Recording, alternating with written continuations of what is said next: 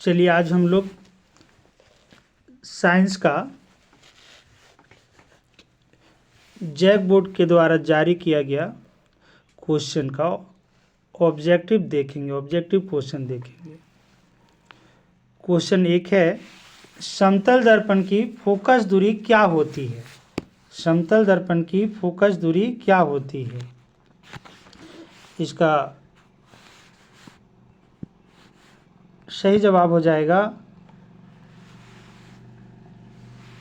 Option B, अनंत। अब अगला question 2 number देखेंगे। किसी वस्तु का अवतल दर्पण द्वारा वास्तविक उल्टा और समान आकार का प्रतिबिंब बनता है तो वस्तु की स्थिति क्या है? तो वस्तु की स्थिति समान आकार का बोल रहा है, तो यहाँ पर वस्तु की स्थिति हो जाएगा ऑप्शन सी पर, यानी वक्रता केंद्र पर। अब क्वेश्चन नंबर 3 देखेंगे। निम्नलिखित में से किसमें प्रकाश सबसे तेज गति से चलता है? तो प्रकाश जो विरल माध्यम होता है उसमें सबसे तेज गति से चलता है। तो यहाँ पर विरल माध्यम हम लोग देखेंगे। विरल माध्यम कौन सा होगा? तेल, पानी, वायु या कागज? तो विरल माध्यम है आपका, विरल माध्यम वायु है, सी पर। अब अगला क्वेश्चन देखेंगे हम लोग। एक लेंस की क्षमता -4 डायोप्टर है, उसकी फोकस दूरी क्या होगी? तो इस पर फोकस दूरी हम लोग को निकालना है। फोकस दूरी निकालने के लिए क्या करेंगे? जो क्षमता दिया हुआ है -4 डायोप्टर, उसको क्या करेंगे? 1 को -4 से भाग कर देंगे।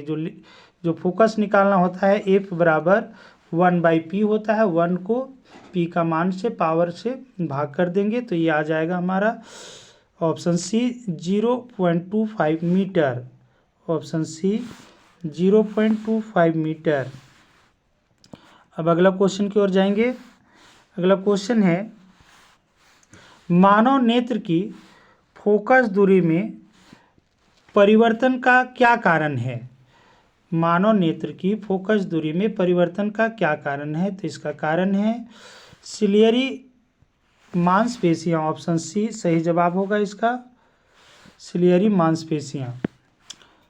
अब क्वेश्चन 6 की ओर जाएंगे। दूरदृष्टि दोष को डॉट भी कहा जाता है। दूरदृष्टि दोष को डॉट भी कहा जाता है। इसका सही जवाब होगा हाइपरमेट्रोपिया। ऑप्शन ए इसका सही जवाब हो जाएगा, हाइपरमेट्रोपिया। क्वेश्चन नंबर 7 की ओर जाते हैं। प्रतिरोध का एसआई मात्रक क्या है? प्रतिरोध किससे मापा जाता है? ये क्वेश्चन कह रहा है प्रतिरोध का एसआई मात्रक क्या है? तो इसका सही जवाब है ऑप्शन डी। इसका सही जवाब है ऑप्शन डी, ओम। अगला क्वेश्चन है, टंगस्टन का उपयोग निम्नलिखित में से किसमें किया जाता है? टंगस्टन एक मिश्र धातु होता है। इसका उपयोग बल्ब का फिलामेंट बनाने में किया जाता है। इसका धातु का निष्कर्षण पहला ऑप्शन दिया है, दूसरा बिजली के बल्ब, तीसरा उचालक और वस्त्र निर्माण। तो इसका सही जवाब हो जाएगा बिजली के बल्ब। ऑप्शन बी हो जाएगा इसका सही जवाब। अब अगला क्वेश्चन देखते हैं। चुंबकीय क्षेत्र रेखाएं निकलती है। चुंबकीय क्षेत्र रेखाएं निकलती है, इसका सही जवाब हो जाएगा उत्तरी ध्रुव। चुंबकीय क्षेत्र रेखाएं उत्तरी ध्रुव से निकलती है।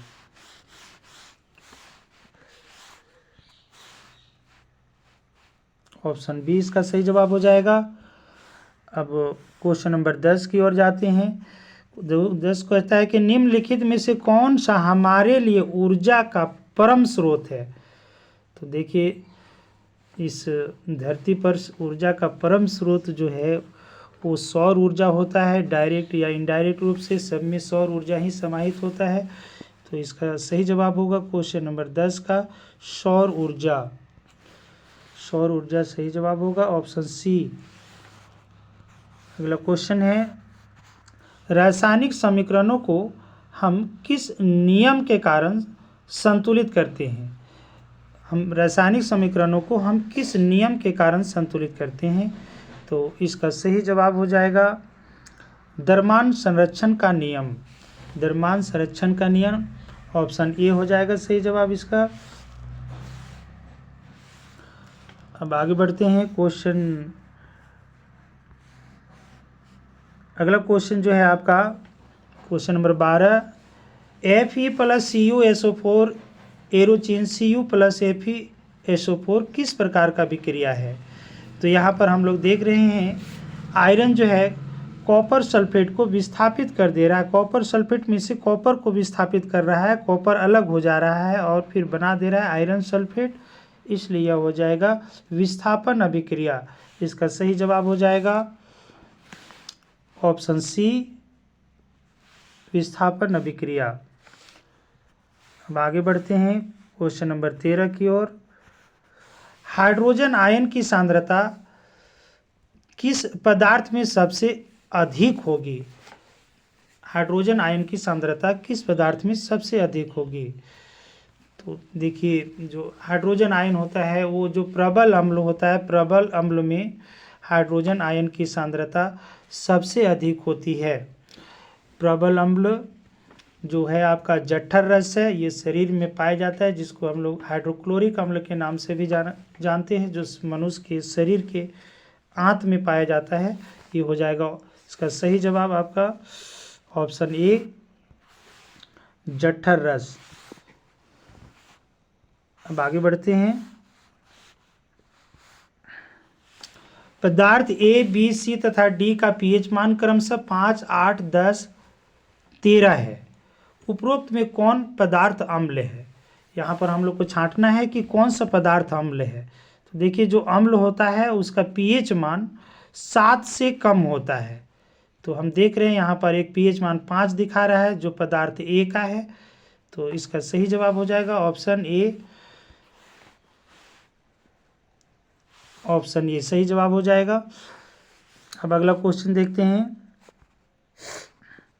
कह रहा है निम्नलिखित में से किस लवण का उपयोग सोडा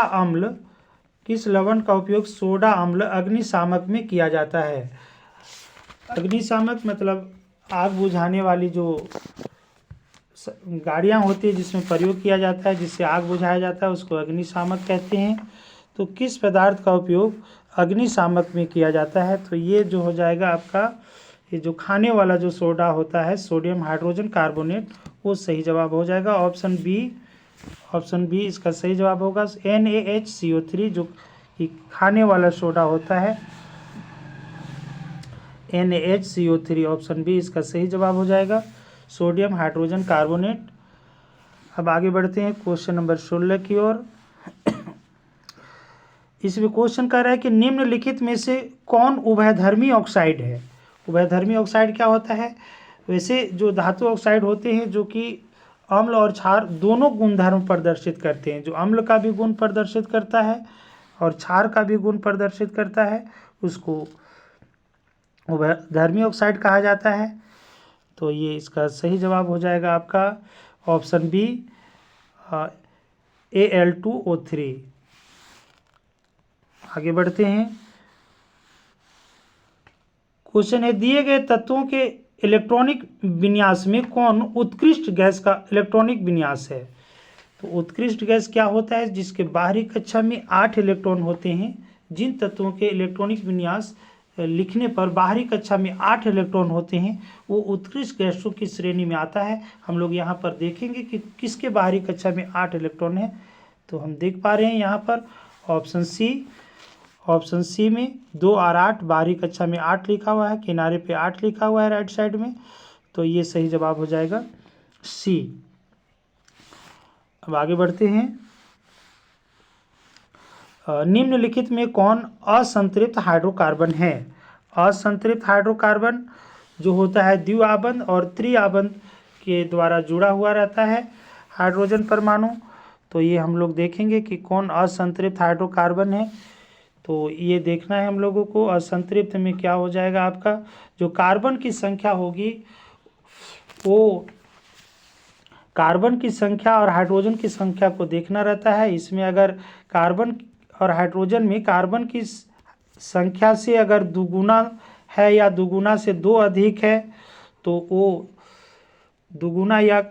दुगुना से 2 अधिक है, 2 अधिक वाला जो हो जाता है वो संतृप्त में आता है, और दुगुना या दुगुना से कम रहेगा तो वो असंतृप्त में आ जाएगा। तो यहाँ पर हम लोग पा रहे हैं असंतृप्त हाइड्रोकार्बन, वो आपका ऑप्शन सी बता रहा है, C2H2, जो कि कार्बन भी 2 है और हाइड्रोजन भी 2 है। तो ये सही जवाब हो जाएगा आपका ऑप्शन सी सही जवाब हो जाएगा। अब आगे बढ़ते हैं। HCHO में कौन प्रकार्यात्मक समूह है? तो यहाँ पर प्रकार्यात्मक समूह छांटना है हम लोगों को। ये देखिए आपका लास्ट में इस सूत्र में लिखा हुआ है H के बाद CHO जो होता है वो प्रकार्यात्मक समूह है, उसको कहते हैं हम लोग एल्डिहाइड कहते हैं। यहाँ पर देखेंगे हम लोग ऑप्शन सी में एल्डिहाइड लिखा हुआ है, एल्डिहाइड हो जाएगा। अब आगे बढ़ते हैं। क्वेश्चन नंबर 20 कहता है दिए गए तत्वों में किस तत्व में संयोजी इलेक्ट्रॉनों की संख्या लिथियम के बराबर होगी? दिए गए तत्वों में किस तत्व में संयोजी इलेक्ट्रॉनों की संख्या लिथियम के बराबर होगी? ये देखना है हम लोगों को, लिथियम के बराबर होगी। तो यहाँ 4 ऑप्शन दिया है। एक मैग्नीशियम दिया हुआ है जिसका इलेक्ट्रॉनिक विन्यास हो जाता है आपका 282 हो जाता है। कैल्शियम दिया हुआ है जिसका इलेक्ट्रॉनिक विन्यास 288 हो जाता है। और तीसरा ऑप्शन दिया है पोटेशियम और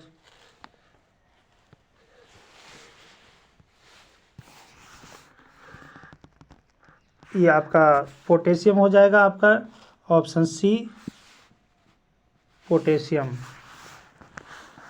अगला क्वेश्चन देखेंगे।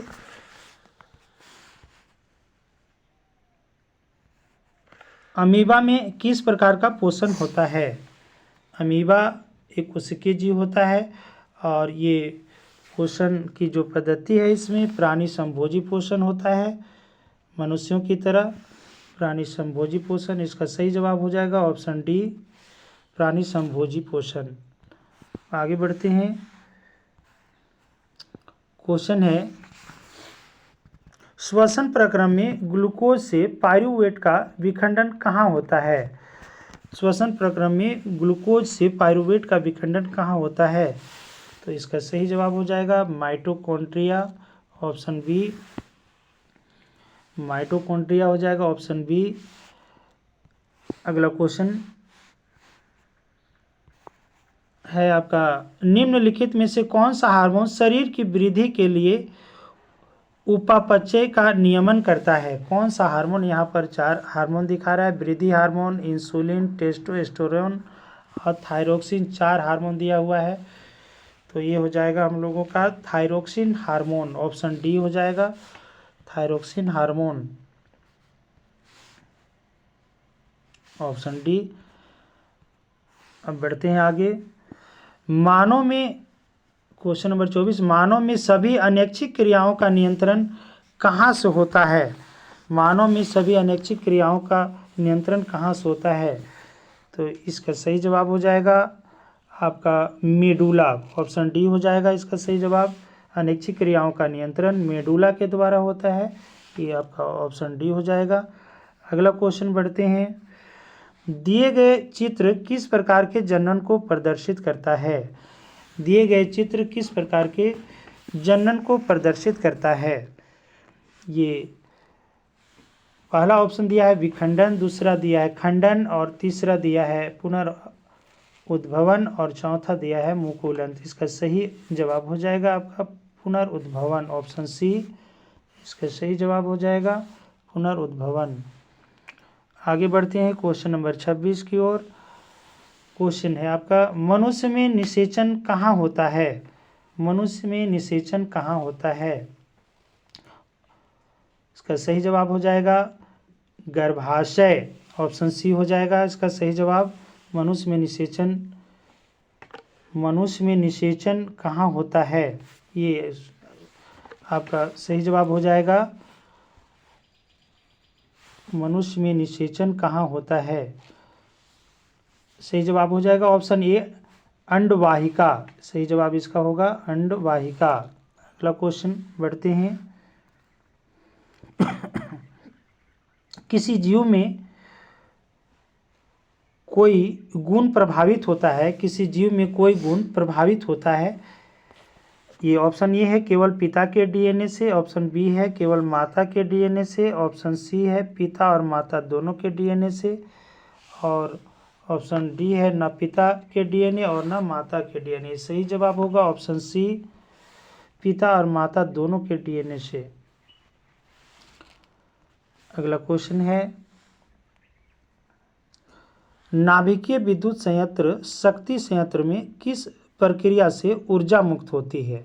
नाभिकीय विद्युत संयंत्र शक्ति संयंत्र में किस प्रक्रिया से ऊर्जा मुक्त होती है, तो इसका सभी जवाब हो जाएगा नाभिकीय विखंडन, नाभिकीय विखंडन द्वारा ऊर्जा प्राप्त किया जाता है इसमें, ऑप्शन बी सही जवाब होगा। और अगला क्वेश्चन है हरे पौधों की पत्तियां प्राप्त होने वाले सौर ऊर्जा का कितना प्रतिशत भाग खाद्य ऊर्जा में परिवर्तित करने में खर्च करते हैं, कितना प्रतिशत भाग खाद्य ऊर्जा में परिवर्तित करने में खर्च करते हैं, इसका सही जवाब हो जाएगा आपका ऑप्शन ए 1%।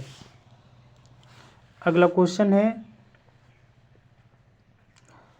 और लास्ट क्वेश्चन है निम्नलिखित में से किस पदार्थ का प्रयोग करना पर्यावरण के लिए सबसे अधिक लाभदायक होगा। निम्नलिखित में से किस पदार्थ का प्रयोग करना पर्यावरण के लिए सबसे अधिक लाभदायक होगा, ये हो जाएगा सही जवाब ऑप्शन डी हो जाएगा कागज के डिस्पोजल कप का, कागज के डिस्पोजल कप का, ऑप्शन डी इसका सही जवाब होगा। ठीक है, इस तरह से हम लोग 30 क्वेश्चन आज देखें, अगले दिन दूसरे सब्जेक्ट का देखेंगे। अच्छा ठीक है, नहीं ठीक है, ठीक हो गया यार थोड़ा सा